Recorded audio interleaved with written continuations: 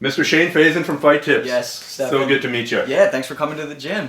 So, you've been involved in martial arts your whole life, right? I started when I was 9 years old, yeah. Okay, and you started in Taekwondo, if I recall? Taekwondo, yeah. Did a couple of point sparring competitions. Okay. Yeah. And then you've competed in Muay Thai? Yeah, at 15 I started Muay Thai, did a lot of amateur fights. When I was 19 went to Thailand and took a pro rules Muay Thai match. Okay. Got hurt in that fight, so I came back and started doing boxing. So I was doing Mid-Atlantics and Golden Glove competitions and that kind of thing. Now the reason I'm asking a little bit about that, because I thought we'd structure the conversation around adrenaline. Yeah. Dealing with that fight or flight reaction that people get, especially when they're starting out in competition. Mm-hmm. But it's totally applicable to self-defense as well. Absolutely. In fact, I've argued a long time that even if you're doing sport jiu-jitsu, and even if your whole sport jiu-jitsu game is based off the most ludicrous self-defense position imaginable, upside down inverted reverse De La Hiva or something. Right. It's still worth going to compete if you want to get better at self-defense, because just dealing with that stress of going against someone you don't know, go in front of all your friends, potentially, letting down the honor of your school or some other rot. Yes. The stress of that simulates the stress of a fight. Mm-hmm. Would you agree that the adrenal reaction is similar? Absolutely. I mean, I'm not proud to say, but I've been in a lot of street fights, and the only difference between competition and street self-defense is you have time to prepare and to battle those feelings. That adrenaline rush that you get leading up to a fight a couple hours after weigh-ins, but before the match itself. Mm-hmm. In a street self-defense situation, someone may just attack you on the street, you're not ready for it, and then that adrenaline dump, and then you just go. Like, you don't have time to prepare, you don't have time to think.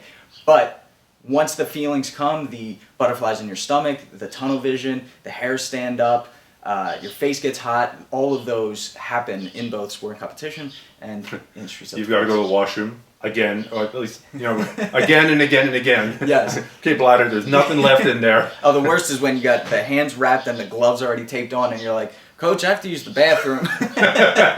You find out really who your friends are. Yeah, exactly. Very quickly. Yeah. So, what is causing that? Like, obviously, it's a huge dump of adrenaline. Yeah, I mean, we're animals at the end of the day. Human beings are animals, and it's the fight or flight that happens because your body is telling you something big is going on. Because your mind is telling you either you're getting attacked or you are watching people compete and you know that you're going to be in there soon. And there's a lot on the line. Your health, your reputation. So you start to doubt yourself. That little voice comes into your head, and then you start to panic. And it's there for a reason. It's there for a good thing because you are a little bit faster. Your senses are a little bit keen, although you lose your fine motor skills. But all of these happen to both humans and animals because it's the best way to deal with a threat. Yeah, I think it also, from personal experience and from the experience of people I've talked to, there's a huge pain numbing effect. I mean, if I was to stab you with a knife a little bit, it probably hurt. But there's tons of stories about people who got stabbed multiple times and they thought somebody was like punching them. Yeah. And later they find out, oh no, you've actually had your spleen punctured and this is major surgery, you're going to die. Right. So the pain numbing effect.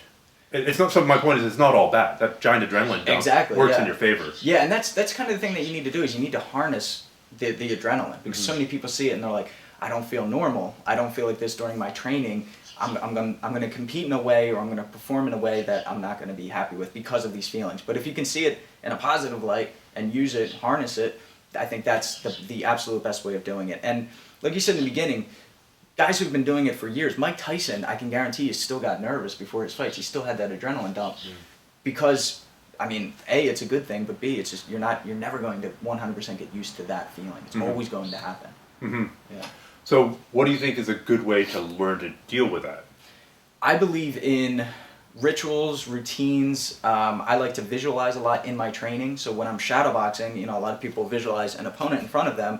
I visualize the light shining down, my family screaming my name, my opponent's family booing me, the mean mug that my opponent's giving me in the corner, and I really try to picture all of that. I picture myself in the locker room beforehand and what my coach is saying to me, and afterwards how I'm going to respond. So I really like to visualize and picture how everything's going to go down. Lately I've been really getting into meditation and breathwork. We could talk a little bit about that Please. as well. Yeah, so what I tend to do is I give myself at least 11 minutes of meditation, silent, eyes closed, sitting cross-legged, and I just focus on my breath. So deep inhales for 5 seconds, deep exhales for 5 seconds. Just match the inhale and the exhale. Focus just on your breath. picture the air coming into your body, filling up your lungs and your body, and try to exhale all of the air out of you. Do you use a timer? Sometimes I do. Usually I like to estimate. If I'm home at my gym, I just try to go as long as I can. Okay. Because I've noticed that if I set a timer, I kind of think, how far in? Or probably have about 4 minutes left. And then I start to drift. And that's the whole idea of meditation is don't let your mind drift. Try to always come back to your breath. Then I start to focus on sounds. A couple minutes pass by. And every time I exhale, I focus on, okay, I can hear people's names being announced out in the arena. Or I can hear the birds chirping. Or I can hear people talking. And try not to really focus on what's being said or what those noises are. Just focus on the noise, you know? Then I start to focus on feelings. Is there a breeze? Am I hot? What is my body feeling? Then I start to think of perception. What do all these things actually mean to me? You know, what do these hair raises mean? Why is my body doing that? What do these sounds mean?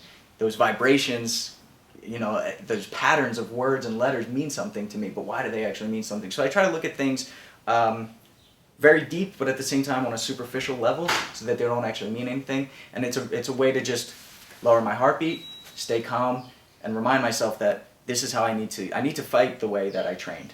And if I do that in my training every single day before and after training, and I do it before my fight and after my fight, it's kind of the same thing. It just feels like home. So it's the ritual that gets you, since you did it before training, now you go to a fight, you do it before a fight. Yeah. It's another day. It's your sort of anchor. at the office. It's your it's your anchor. It's the one thing that's constant. No matter if there's if people are yelling at you or whatever's going on in the arena itself or in the locker room, maybe your coach is late or you can't find your water bottle. Either way, you can always come back to your breath. That is your anchor. Close your eyes and just focus on those things, your feelings, the sounds, and your breath. Mm-hmm.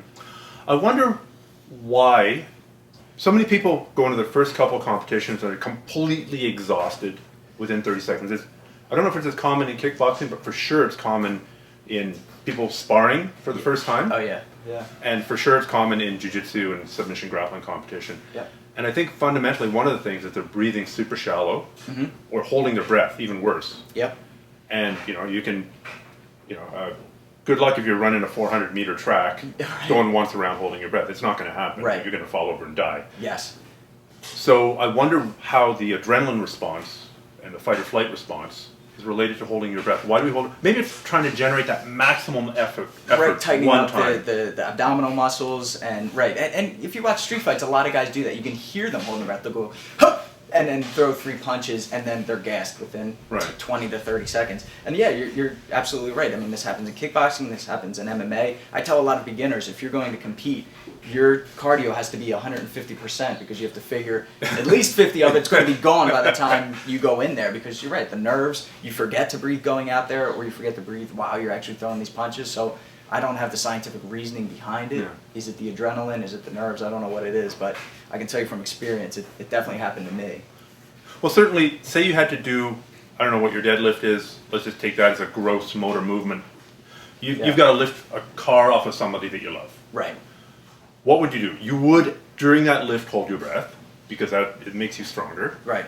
And you'd have so much, okay, that's a bad example because lifting a car off of someone you love, there's enough adrenaline already going. Right. But if you were to do a maximum deadlift, you see people slapping themselves in the face to try and trigger that fight or flight. Right.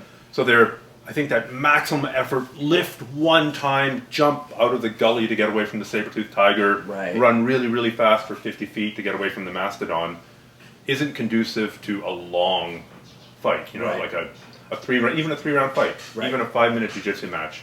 That might serve you well for the first 30 seconds or minute if it was a 30-second match. I like that a lot. Yeah, no, that's a really good point. And then that brings up the topic of pace. Like even if you do put in the training and you're running every day and you're doing your cardio, if you still go out there and in the first minute you're just going 110%, you're going to be gassed. Right. So that's why I always talk about, I think pace is more important than actual cardio itself. If you pace yourself, you have a 5-round fight. Expect to be fighting those 5 rounds. You can try to finish it within the first minute, but if you don't, those old guys who smoke and don't run can still go out there and fight a long fight. Right, because they're not. Sakuraba in MMA. There you go. Yeah, he's not killing himself right away. He's pacing himself. Yep, breathing the whole time, not going 110%. Yeah. Well, I think from personal experience and from the experience of watching a lot of people around me, if people go and compete once and they're just crippled by anxiety, I say do it again. At least 2 or 3 or 4 more times because it gets better. Yeah. It really does. For most people. Maybe there's somebody out there for whom it's just never going to get better. They're wired that way. Right. It's not your forte. Sorry. Yeah. No, I or maybe they agree need to start doing meditation or taking big steps. Something. Well, I just believe in stepping outside of your comfort zone. Yeah. Especially if you know where your comfort zone is, that takes a lot of balls to be able to go, okay, I'm going to do it again anyway. And fighting, I mean, I've done like cliff jumping and snowboarding, but fighting definitely is the most adrenaline rush, the biggest adrenaline rush that you can get. It's the scariest thing in the world. I mean, there's literally someone trying to take your head off, and you're surrounded by thousands of people watching you. It's very, very intimidating. But I agree, like I've probably had close to 20 matches now, but definitely by the end, the first one, I remember going into my first fight, I was in the ring, and it was right before the bell went, that I wanted to turn around and say, is it too late for me to change my mind and get out? and right as I turned around to say that, they're like, go, like that the bell just rung, and I was like, oh, I gotta fight, and then like a robot, my body was going, and my mind was like, oh crap, right? But next thing I know, you just kind of, your body just goes into that fight or flight state, and luckily it was fight.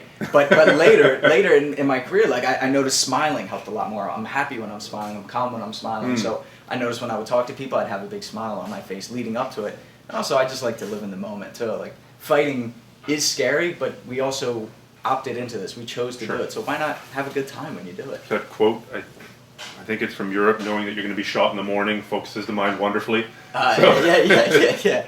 There you go. You're living in the moment. Yeah. So what do you guys think about managing stress, managing fight or flight, managing adrenaline in self-defense or in competition? Let us know in the comments below, because I think it'll be really useful for the other people watching this video and the other people dealing with these, reading these comments. Even if your comment is, I still haven't figured it out, that's still useful for other people to know. Yeah. And Shane, if people want to find you, how do they do it? Fight tips. I mean, you search that on Google, YouTube, Instagram, it should pop up. So, yeah. Fight tips. Tips on fighting. Perfect. Check him out. He's got a ton of useful information in all ranges of fighting.